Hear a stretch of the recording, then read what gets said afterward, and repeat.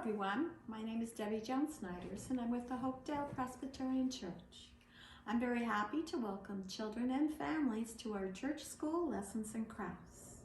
Our story today is The First Church, adapted from Mission Bible Class with images by Sweet Publishing and licensed through Free Bible Images. We have several coloring pictures for you today, and we have two crafts. The first craft you can see over here is a heart. It's "We love because he first loved us" heart. And the second one is "We are the church" envelope, and it's kind of a poster. We also have a variety of other activities for you. So our story is about the first church. Who is the church? Let's find out. So long ago, God promised he would send his own son to earth, Jesus Christ. Amazing events had been taking place in the city of Jerusalem. For one thing, there was a big holiday. Thousands of Jewish people from many regions and countries had come to Jerusalem to celebrate the Feast of Pentecost. This was a time when the Jews came to thank God for the food and the grain that he provided for them. They also thanked God for the law and the 10 Commandments. But that wasn't the most important event that took place in Jerusalem at that time. Everyone was talking about something new. Peter and the other apostles were telling everyone about Jesus and how he became king. They preached about how Jesus had been killed on a cross, but had come back alive. Jesus had gone back to heaven, but before he went, he told the apostles to tell everyone the good news about him. When people heard about Jesus, many of them said they wanted to follow him. They said they were sorry for all of their sins, and they were baptized.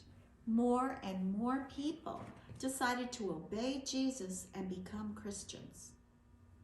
Do you know what a person becomes a part of when they become a Christian? He or she becomes part of the church. Being part of the church means that you follow the church's leader, Jesus. Being part of the church also means that you're part of a family.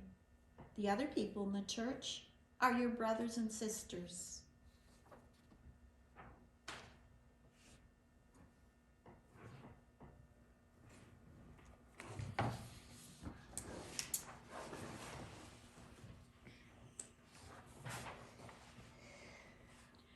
All of the people in Jerusalem who became Christians were now part of the church. It was a very big church. On the first day, there were almost 3,000 people in it. What do you think a church should be like today? Do you think you can be a good example and help your church be like the church in Jerusalem? The church listened to the apostles teach about Jesus. Before he went back to heaven, Jesus said this to the apostles: "Go and make disciples of all nations, baptizing them in the name of the Father, the Son, and the Holy Spirit, and teaching them to obey everything I have commanded you. And surely I am with you always, to the very end of the age." So that's exactly what the apostles did. They taught people about Jesus every day. Sometimes people needed proof to show that the teachings were really true, so the apostles would perform miracles to prove it. In our time, Jesus' teachings are written in the Bible. The church had fellowship with one another. They met together in their homes and in the temple. They weren't even worried that they didn't have a big, beautiful building. If a Christian brother or sister was hungry or needed clothes, then another Christian brother or sister would help them, and they would give them money or clothes or food or whatever they needed. They shared everything. The church shared meals and they shared the Lord's Supper together. The church often ate food together. And when the first day of the week came around, the church drank grape juice or wine and ate unleavened bread together to remember Jesus in the Lord's Supper. They wanted to remember again and again all of the good things that Jesus had done.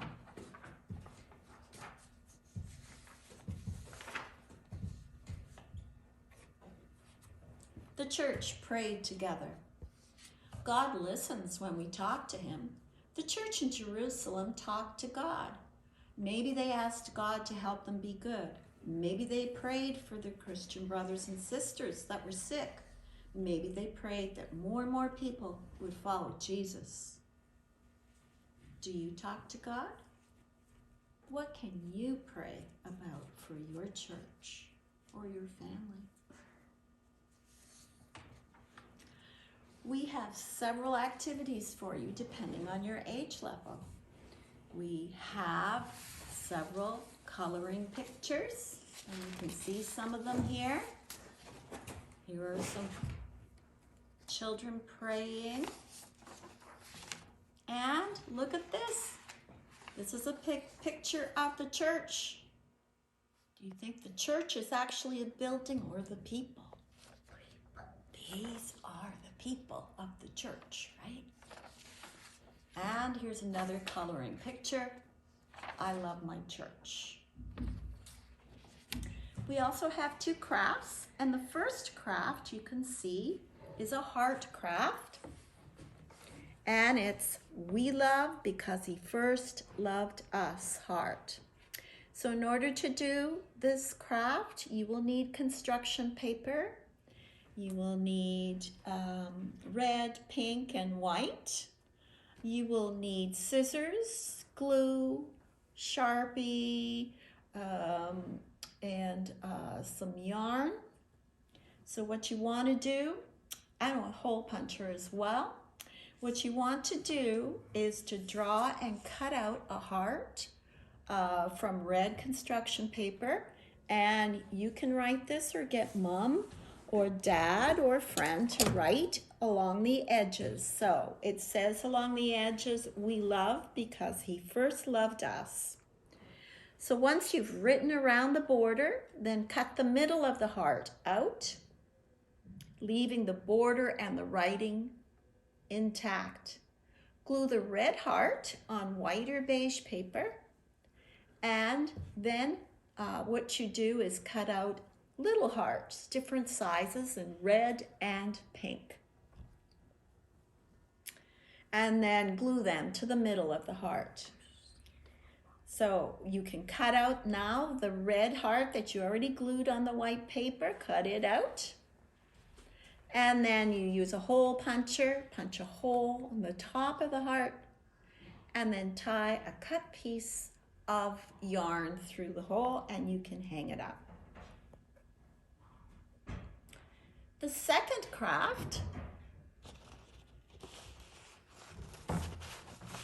oops, let me get it here. The second craft is a church craft. And you can see I've got written at the top of it, "Let's go to the house of the Lord," which is from the Bible, but you can also write the first church on the other side. So in order to do this craft, you will need construction paper, an envelope, a Sharpie, different colored pens, some popsicle sticks or craft sticks, some yarn, some glue. I'm not sure if I said scissors. So here you go. So you'll need to do your people first. So get the popsicle sticks or construction paper together. And you can draw faces on them, put clothes on them, color with the markers. Cut some yarn if you want to put hair on them, so you'll need to get some yarn and then glue that on. Then get the envelope, open it up and glue it on a piece of construction paper. You can draw the doors of the church and put a cross at the top and write, "Let's go to the house of the Lord." And if you want your people to stay in the envelope, okay, or our church, you will need to get some tape. And I forgot to tell you that, get some tape and tape the people inside the church. So there you have it. Here you have, "Let's go to the house of the Lord," a church craft for you. We also have a variety of other activities for you.